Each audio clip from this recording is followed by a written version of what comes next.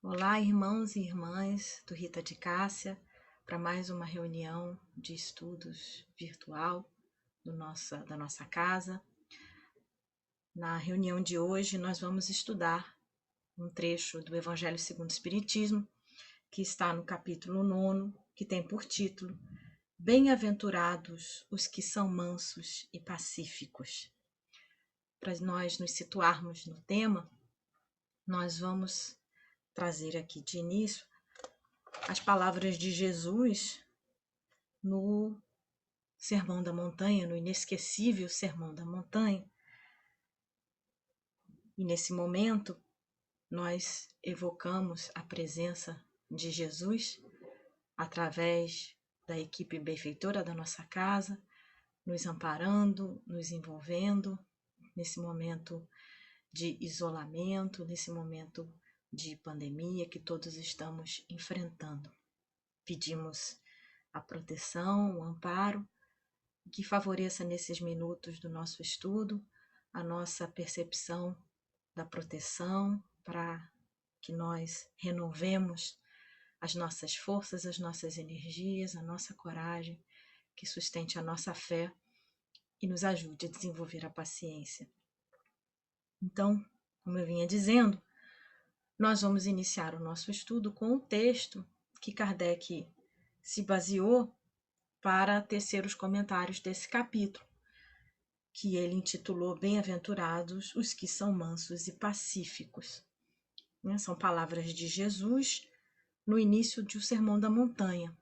Esse discurso inesquecível e roteiro para a nossa evolução, que, como muitas vezes já foi dito, deveria ser lido por nós diariamente, a nos servir de inspiração para a nossa evolução e para construirmos um mundo melhor que todos desejamos.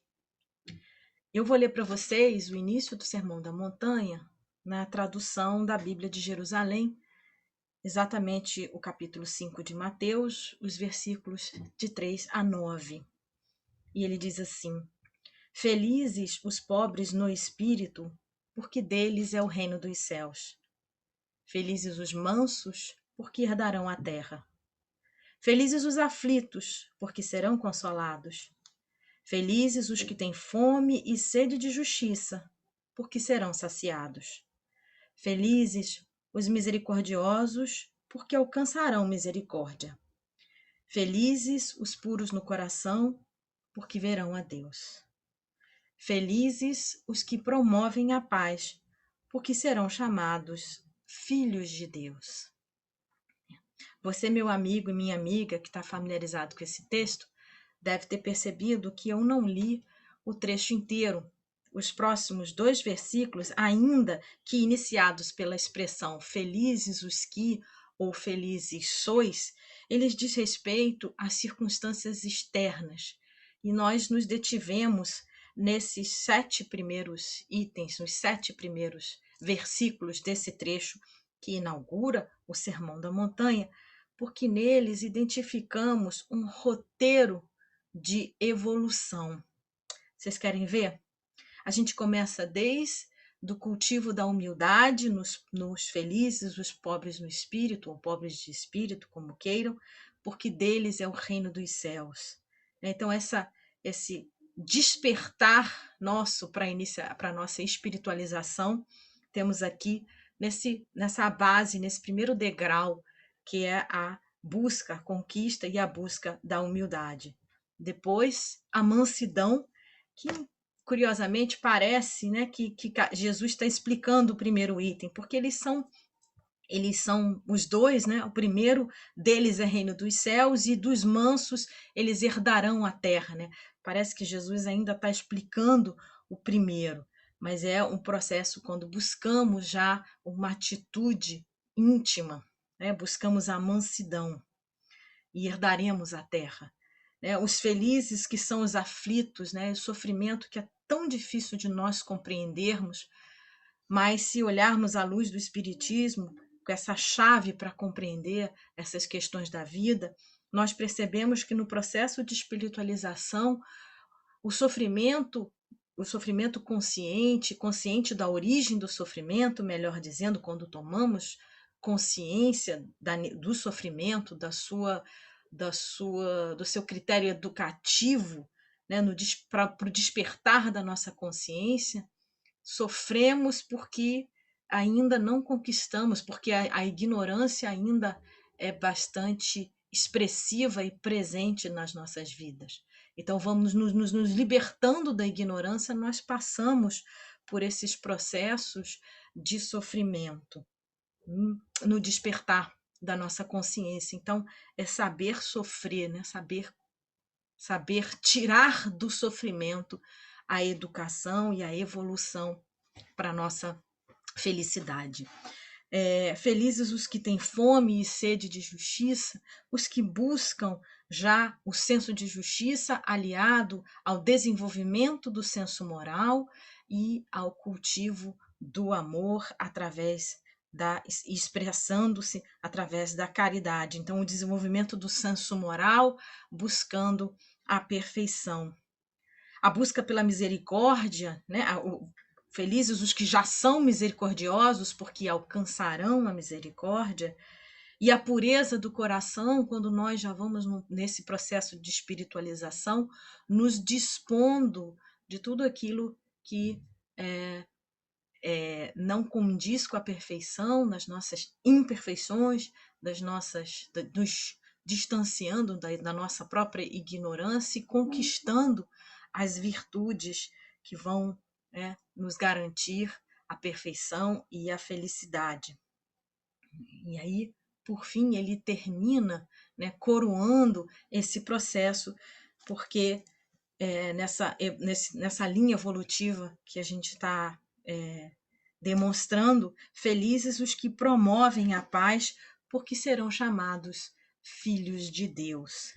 Então, Kardec, nesse capítulo, ele une duas bem-aventuranças, né? Uma que está bem no início e essa que termina. Kardec usa a tradução que a gente normalmente usa de O Evangelho segundo o Espiritismo, fala em bem-aventurados os pacíficos, porque serão chamados filhos de Deus.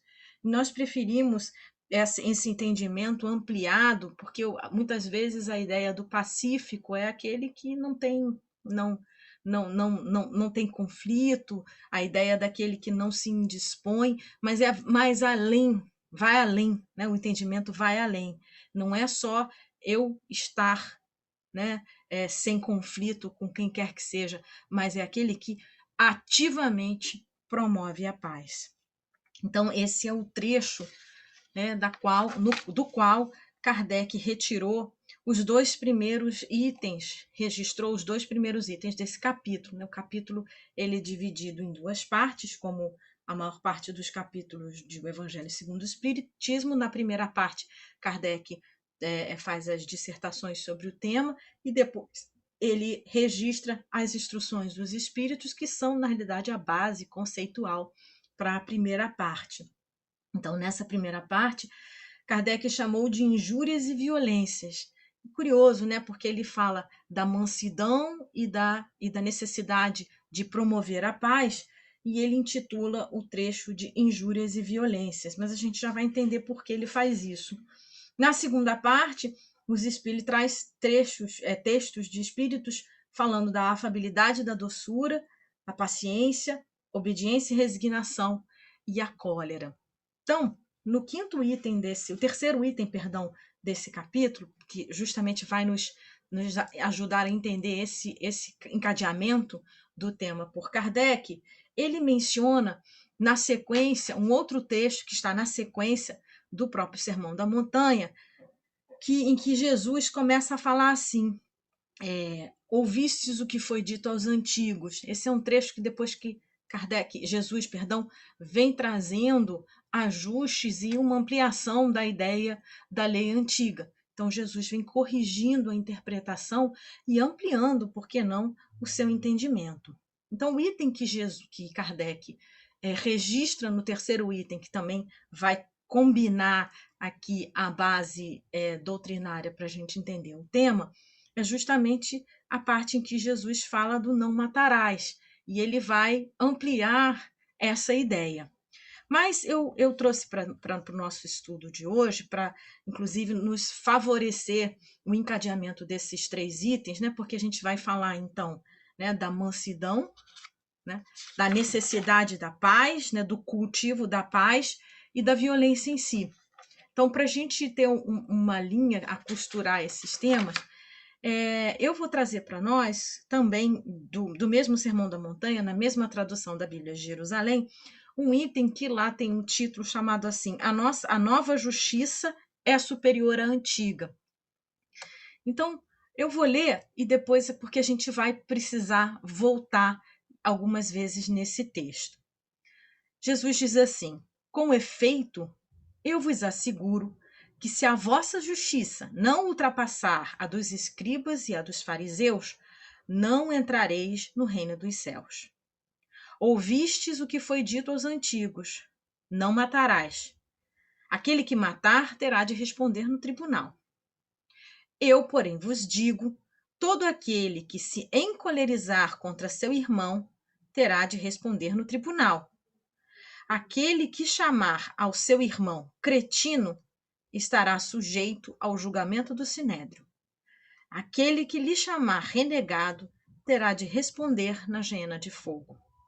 Portanto, se estiveres para trazer a tua a tua oferta, ao altar, e ali te lembrares de que teu irmão tem alguma coisa contra ti, deixa a tua oferta ali diante do altar e vai primeiro reconciliar-te com teu irmão. E depois virás apresentar a tua oferta. Assume logo uma atitude conciliadora com teu adversário enquanto estás com ele a caminho, para não te acontecer que o adversário te entregue ao juiz e o juiz ao guarda, e assim serás lançado na prisão. Em verdade te digo, dali não sairás enquanto não pagares o último centavo. São palavras de Jesus registradas no capítulo 5 do Evangelho de Mateus, versículos 20 a 26, para ficar aqui a referência, se você quiser reler esses trechos.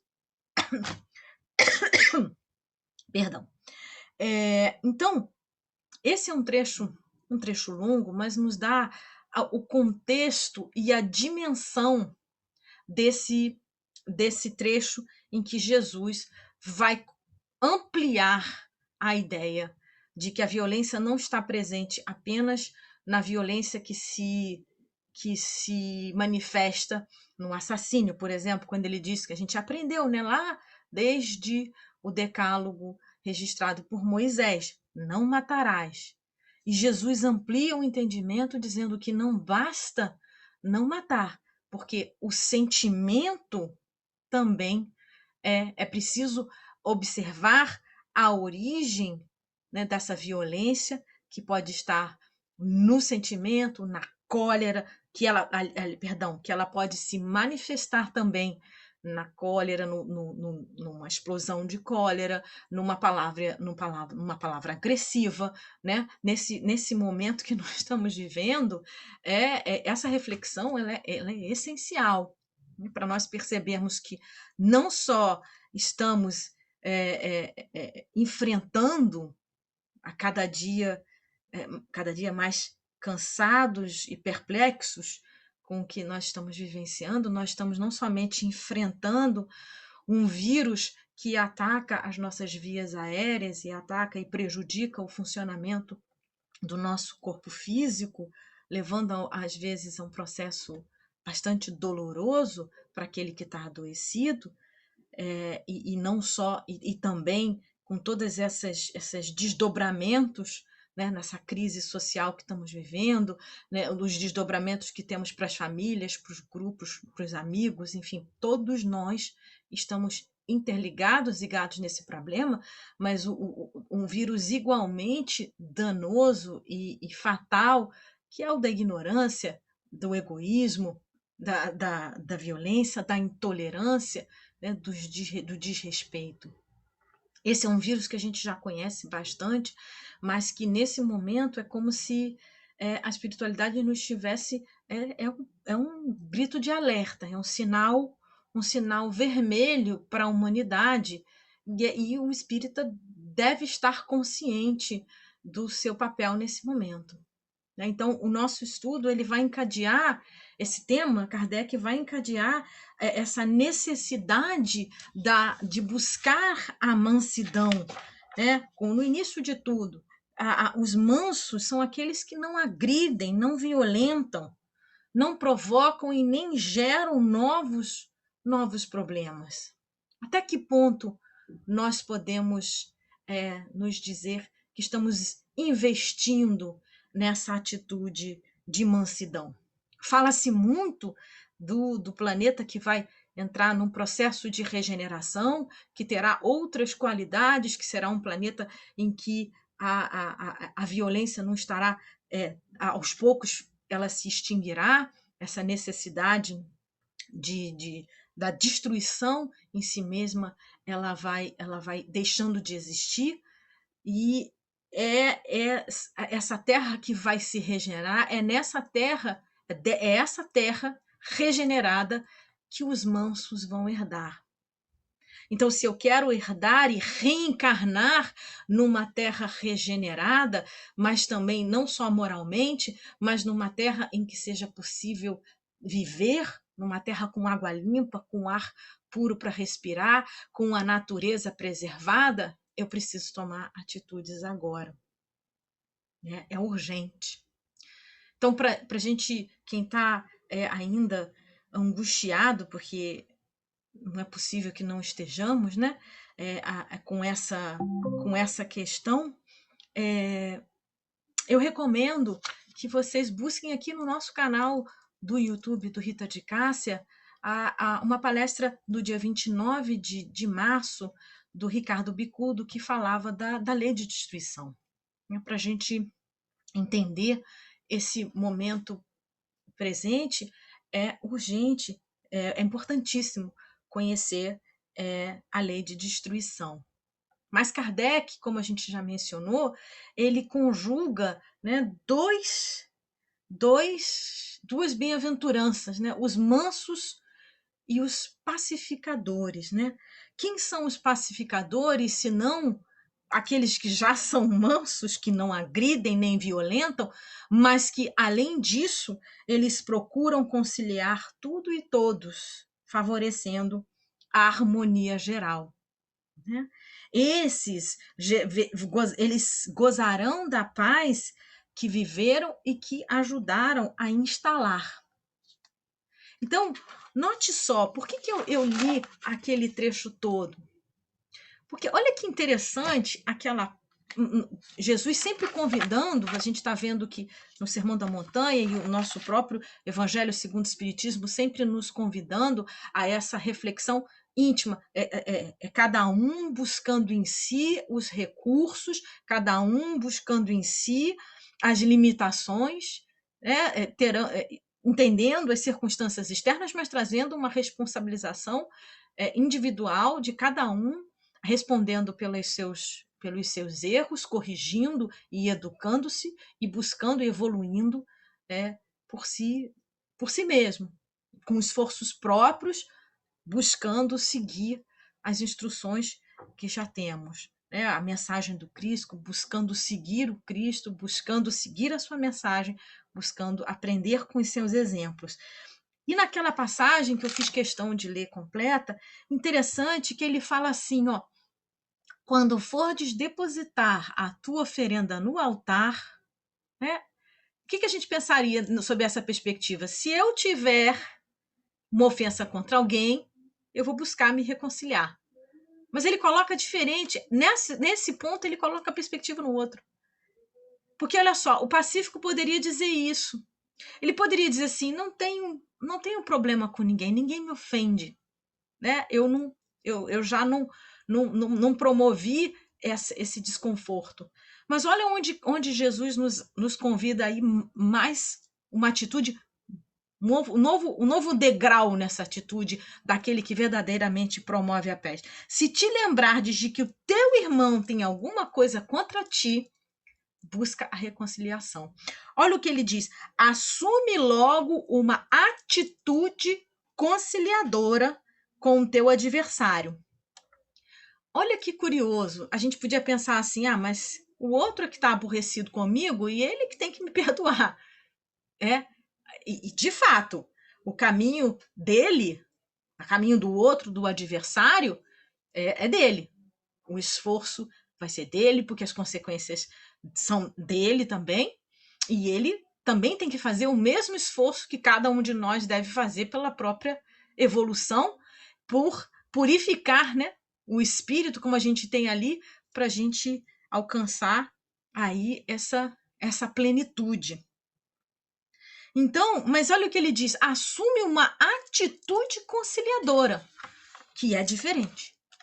Então, o manso, né, na mansidão, esse item, esses dois, se a gente usar aqui a estratégia de Kardec, ele vai salientar que a mansidão, e o que está junto com a mansidão, né? A humildade, a paciência, a própria doçura, que o espírito, a gente vai trazer aqui a palavra do espírito, a gente vai ter uma atitude, e conjugando com isso, aqueles que não somente têm a paz do Pacífico, mas também aqueles que distribuem as suas vibrações de amor.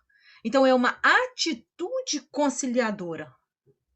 Aquele que já conquistou essa virtude, ele tem. Jesus fala ali, são chamados filhos de Deus, né? Fica parecendo que nós não somos todos filhos de Deus. Mas ele está tratando daquela união com Deus.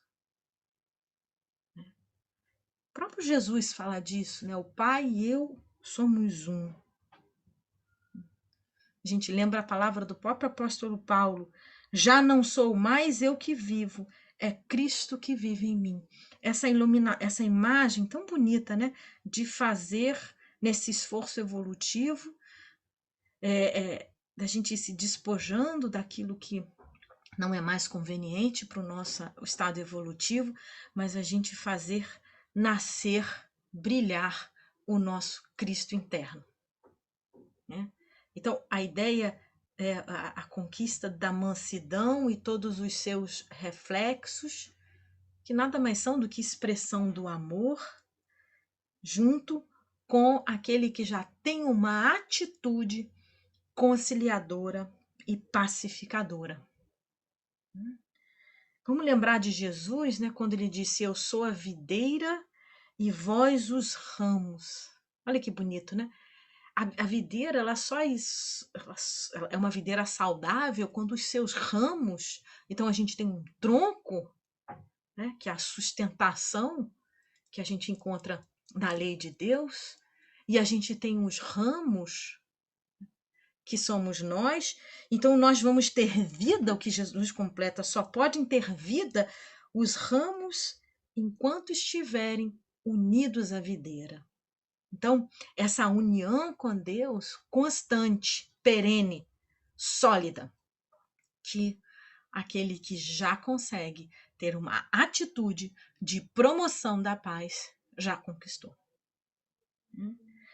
Então, é belíssimo como que Kardec, muito inteligente, reúne esses conceitos. Quando Jesus reafirma lá no não matarás, ele esclarece que, não, né, indo além da violência externa, né, que se manifesta através dessas atitudes violentas, ele diz que qualquer animosidade, qualquer pensamento, qualquer sentimento nos traz prejuízo espiritual, e ele, nesse trecho todo, e propositadamente eu li o trecho todo, o remédio que ele nos dá é nos convidar à reconciliação com o semelhante, né, para que a gente tenha por prêmio a própria paz, a paz íntima, né? Essa paz íntima, o sentimento íntimo. Então, vai promover a paz aquele que tem o sentimento já desenvolvido. Mas olha o que diz Kardec no trecho que segue, né, no item 4.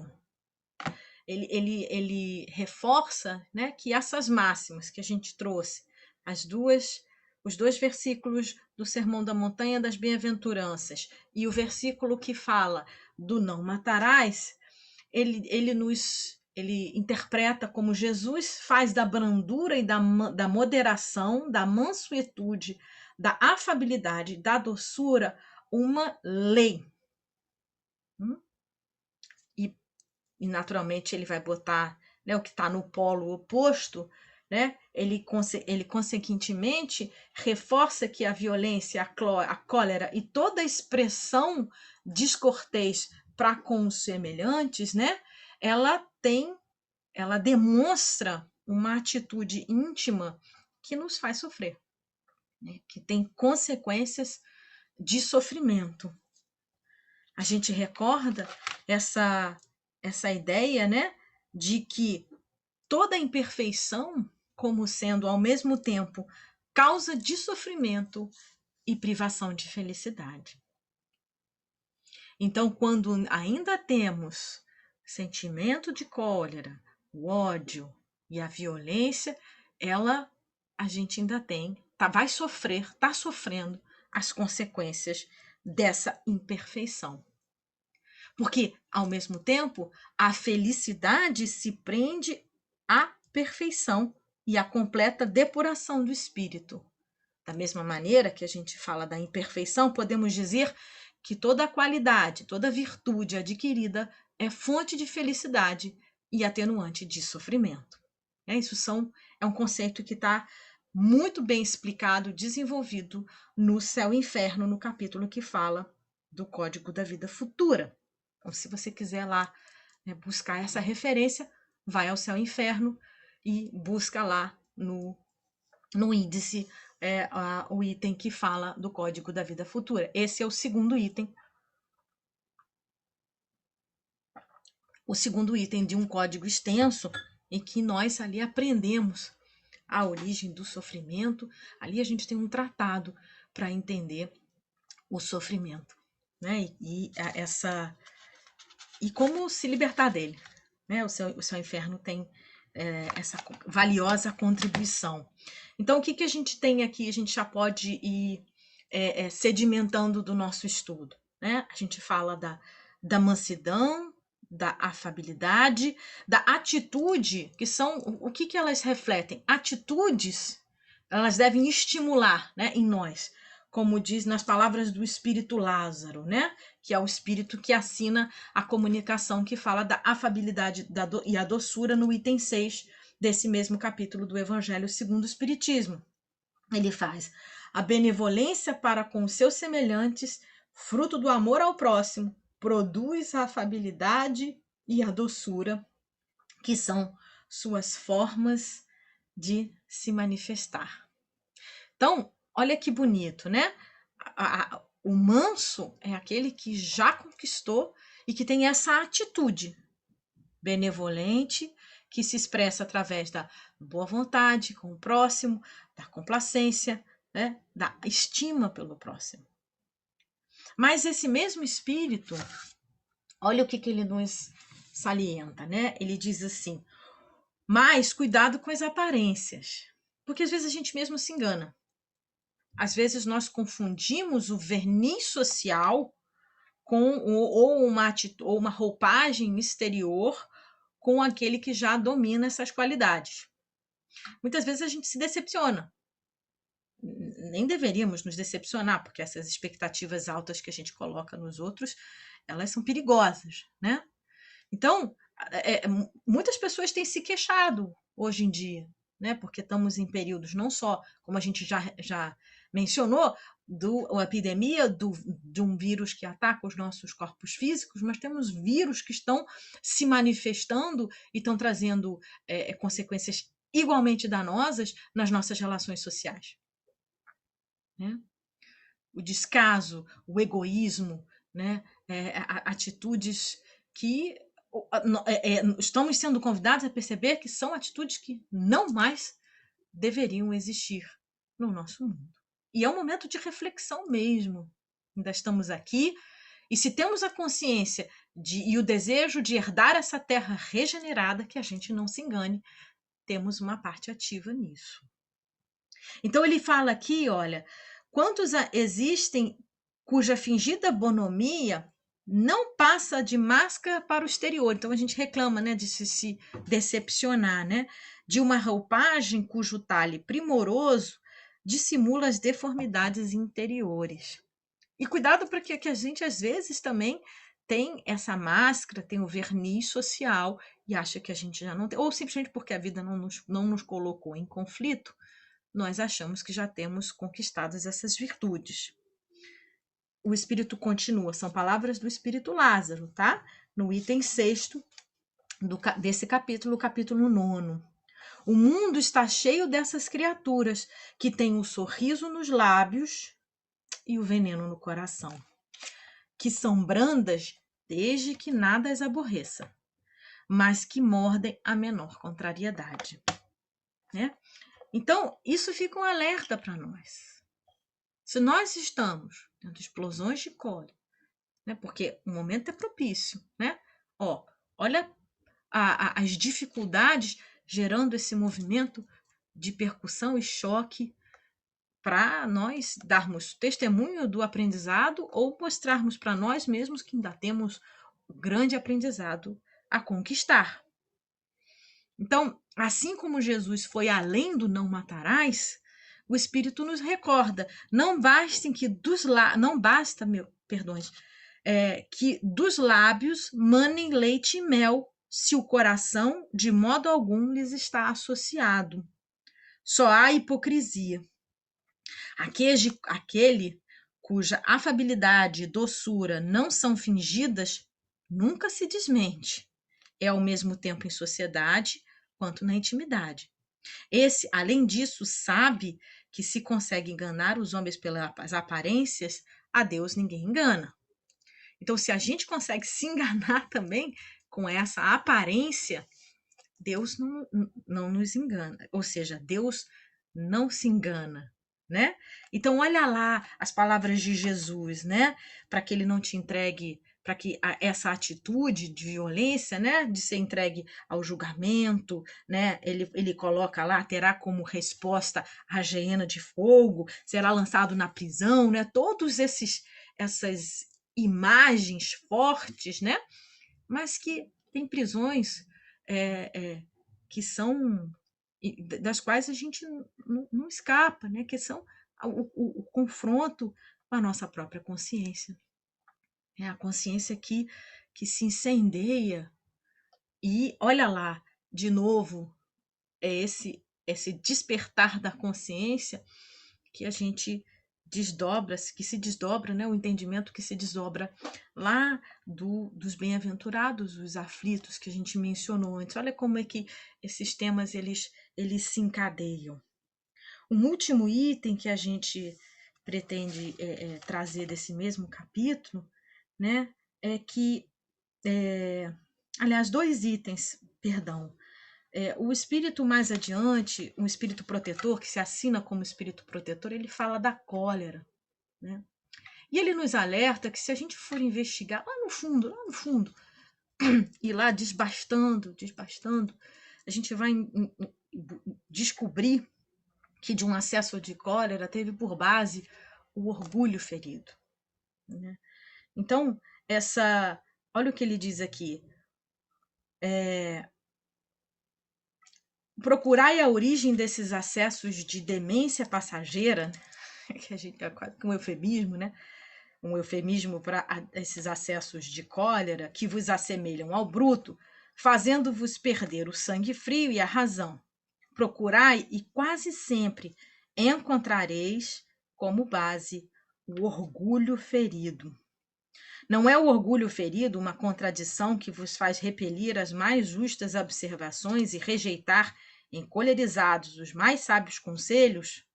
Até mesmo as impaciências que se originam de contrariedades, muitas vezes pueris, decorrem da importância que cada um liga à sua personalidade, diante da qual julgais que todos devem curvar-se, né? Olha a atenção que a gente deve ter com a cólera, né? Com esse sentimento ainda tão presente em nós e não é de se admirar que ele esteja presente na nossa sociedade. Ele termina a dissertação dele dizendo assim: a cólera não exclui certas qualidades do coração, mas impede que se faça muito bem e pode levar à prática de muito mal. Isto deve ser suficiente para induzir o homem a esforçar-se por dominá-la. O espírita, ademais, é instigado a isso por outro motivo, o de que a cólera é contrária à caridade e à humildade cristãs. Então fica aqui o alerta do espírito protetor, nos convidando a nos esforçar e investir por dominar esses sentimentos que não são compatíveis com aqueles que desejam herdar a terra. E por fim, meus amigos, né, nós vamos salientar, dentre tantas virtudes, né, que a gente escolheu, a própria paciência. A paciência, que é aquela virtude que consiste em suportar as dores, os infortúnios e os incômodos, né, sem queixas, né? O problema aqui para nós é quando ele entra nos sem queixas, né? Com resignação. Então, não vai dar tempo da gente entrar nesse item, mas o item 8, se vocês quiserem estudar sobre isso, fala do texto, um texto belíssimo de Lázaro também, do espírito Lázaro, que fala da obediência e resignação, né? Olha aqui a paciência, né? Virtude, eu vou ler de novo aqui a definição do dicionário, é a virtude que consiste em suportar dores, infortúnios e incômodos, que a gente pode dizer as adversidades, as vicissitudes, os problemas da vida, né? Sem queixas. Se a gente for pensar na página de Lázaro, o consentimento da razão, né? Não se queixa porque a razão já compreende que a queixa nos afasta da solução desses problemas. E com resignação, que é o consentimento do coração, né?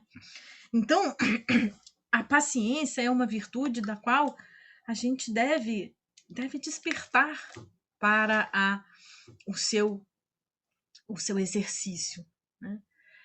Porque ela pode ser um germe para despertar outras que são exatamente aquelas que vão nos trazer harmonia, equilíbrio, e essa consciência tranquila, né? Para a gente dizer que eu tenho paz de espírito. Então, as experiências da vida, Deus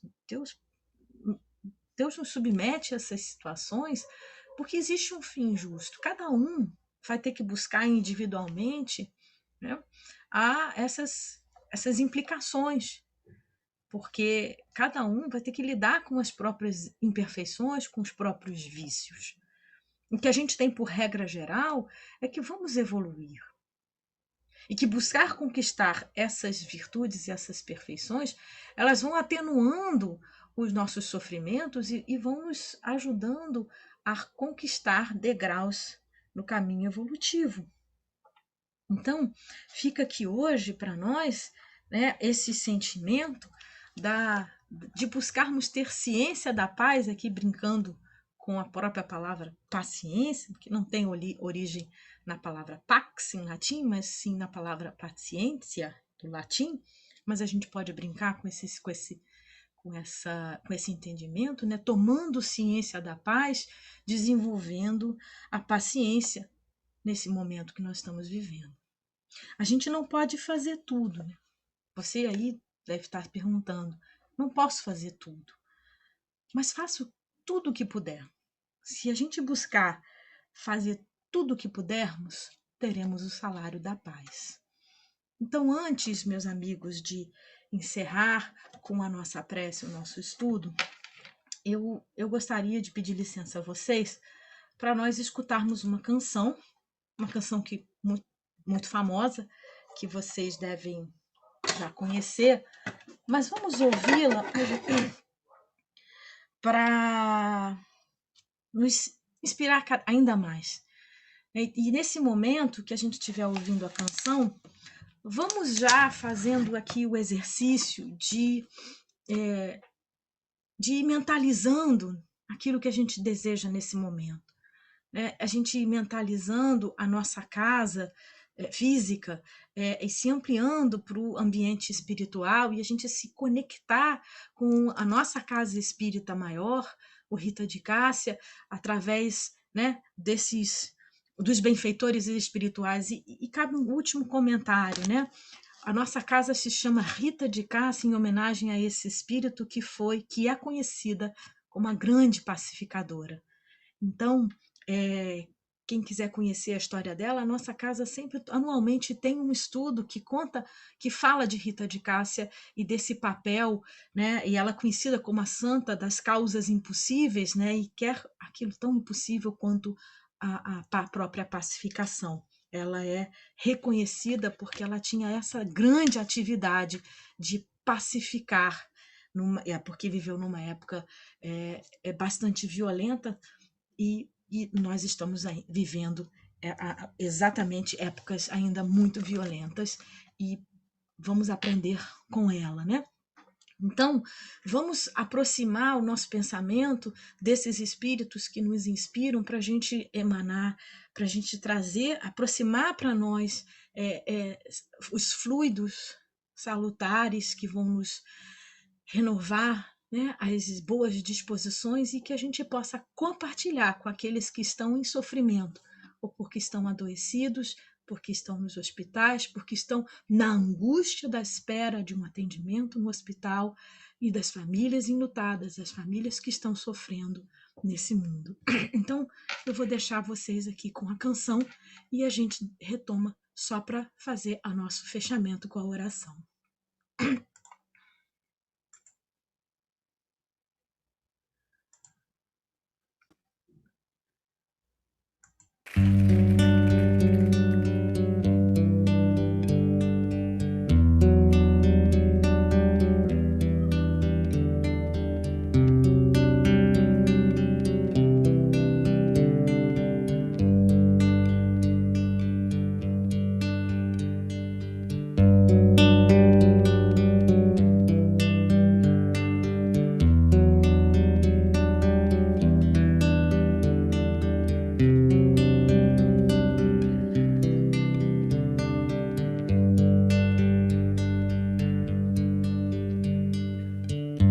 Mesmo quando tudo pede um pouco mais de calma, até quando o corpo pede um pouco mais de alma, a vida não para.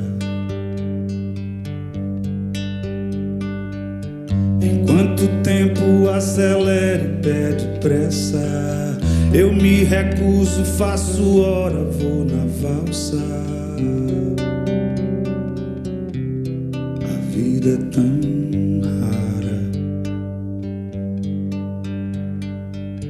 Enquanto todo mundo espera a cura do mal e a loucura finge que isso tudo é normal, eu finjo ter paciência.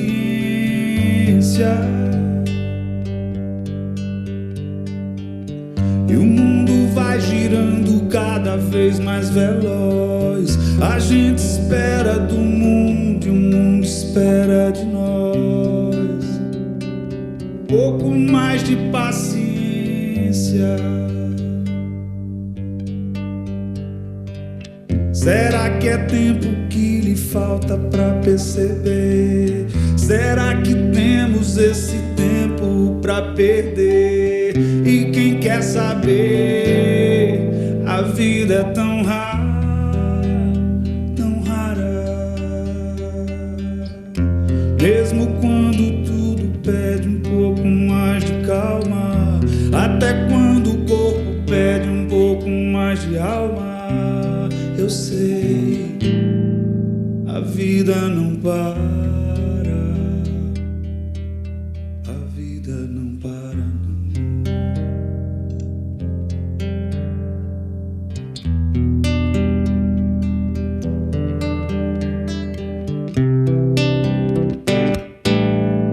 A vida não para.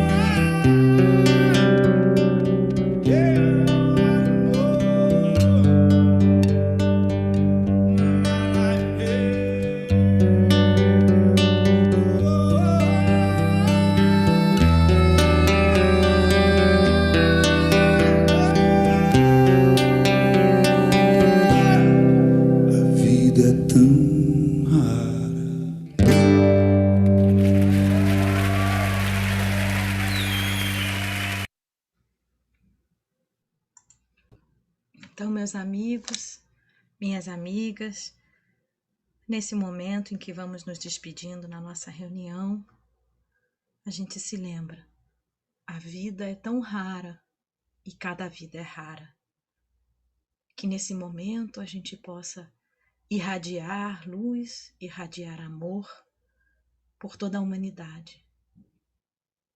Que o amor de Jesus e o amor infinito de Deus nos inspire para termos mais paciência no mundo. O mundo espera isso de nós, e nós que desejamos herdar a terra regenerada, que tenhamos vontade firme de lutar por conquistá-la. E que então seja nessas bênçãos de paz e de luz que os benfeitores espirituais nos votam. Nós pedimos a licença de Jesus, nosso Mestre, e acima de tudo de Deus, nosso Pai, que sustenta-nos a vida, para encerrar o estudo dessa reunião. Graças a Deus e muito obrigada.